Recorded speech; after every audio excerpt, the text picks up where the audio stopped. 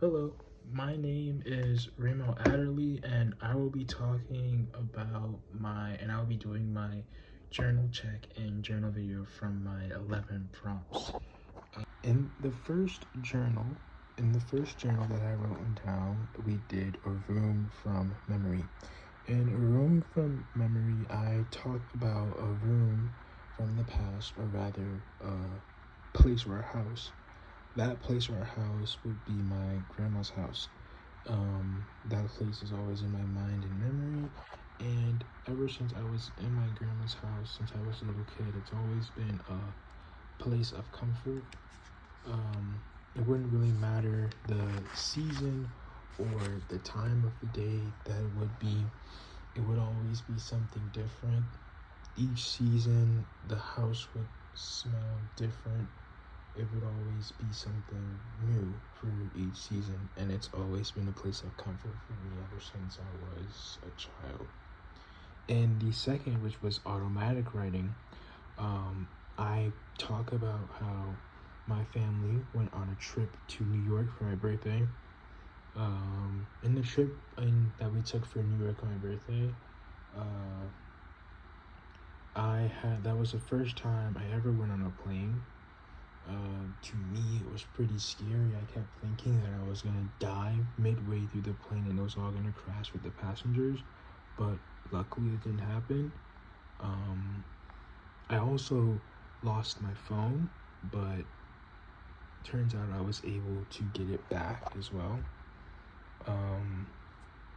Yeah. Also, yeah. In the third journal entry, the object I carry, an object that I carried that was very special and dear to me, which I have lost, but it was very dear to me as a child, was a card. It was a card from my dead dad that he had given to me before he had died. I carried it everywhere with me. I carried it everywhere with me so much that my mom had even offered and did get me a wallet so that I could place in there so I could never lose it. And that is essentially what I did with the card.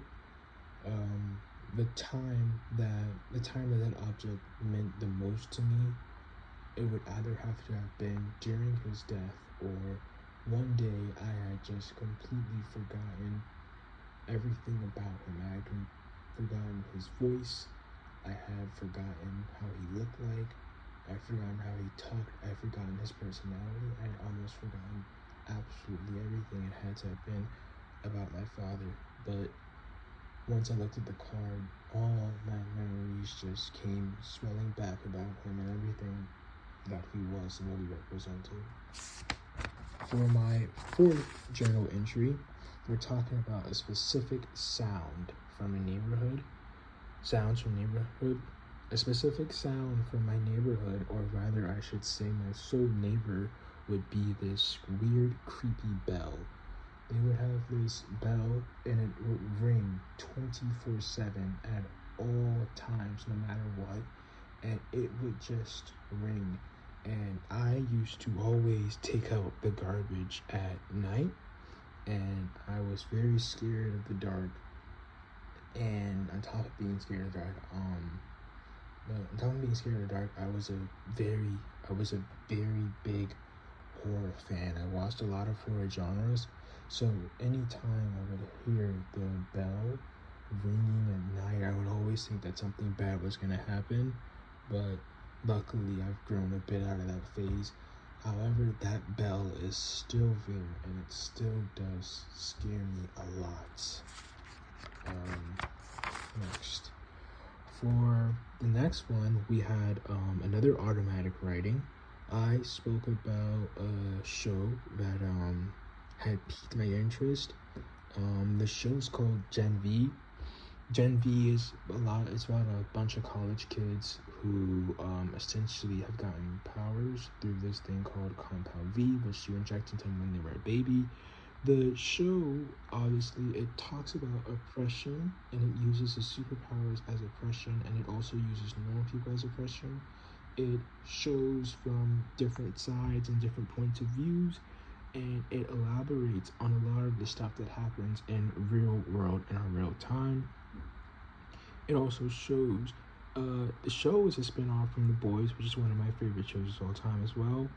And The Boys is exactly the same as well. As of currently, The Boys on the final season, and they are basically using politics as an example, and it represents that season pretty well. The next journal entry, The Meal That Made Me. The Meal That Made Me was a very memorable meal for me because I have it almost every day, but it had to have been chicken tenders and fries. It was the first time I'd ever went out with all my family, with my dad, my mom, and my brothers, and the first thing I had was chicken tender and fries. I could quite literally never remember the name of the place that we went to, but I do remember the taste, and I know I remember the taste because I've never been able to get over chicken tender and fries. I hope one day I can get that experience back again, that taste and everything, but until then, I'm going to get my chicken tender and fries. For my next journal entry, we did a Forgotten Center. My Forgotten Center was done on an alley, almost fictional. It leads off asking whether or not if I'm supposed to go down this alley that nobody goes down, nobody knows where it goes, but it can take you anywhere. I asked, would it have led you to Alice in the Wonderland, or would it lead you to somewhere underground with a secret civilization? It ends up taking you to a place of dreams. Anything that you want will just come running to you. Not metaphorically, but quite literally will come running towards you, offering itself to you. I was rich, I was famous, I was everything, but I was too much, and I ended up tripping. I couldn't catch, I couldn't think, I couldn't do anything, and I ended up tripping all the way down the alley until my dream world went away. I rolled down all the way to my bed, and then I realized that the world of dreams was nothing but a world, was nothing but a dream. For my next journal entry, we have automatic writing. In this automatic writing, I talk about how I was facing trouble throughout this week. I was going through a lot of doubt, a lot of self-doubting. I was feeling very bad about this week and very nauseous because I had so many tests on the same week and they were all on the same day. And I was very concerned. I didn't think I'd pass them, but turns out I ended up passing. I studied a lot, but I ended up passing my midterm. I passed the second test, and then I passed the other test within it. So that was good. And the next one, my next journal entry, which is automatic writing, I talk about one of my favorite series now getting a spin-off. It's called It from Derry. When I wrote this, It from Derry only had episode 1 out, but episode 2's out, but I don't want to elaborate on that, so I went on episode 1. Basically, it's a spin-off from It, which features Pennywise the Clown. Pennywise the Clown is just he's this interdimensional demon based off of he's from Stephen King novel and comic book, whatever you want to call it, and he's based off of that. He basically feeds off of pure fear. He's this killer clown that likes to torture all type of people in this place called Derry.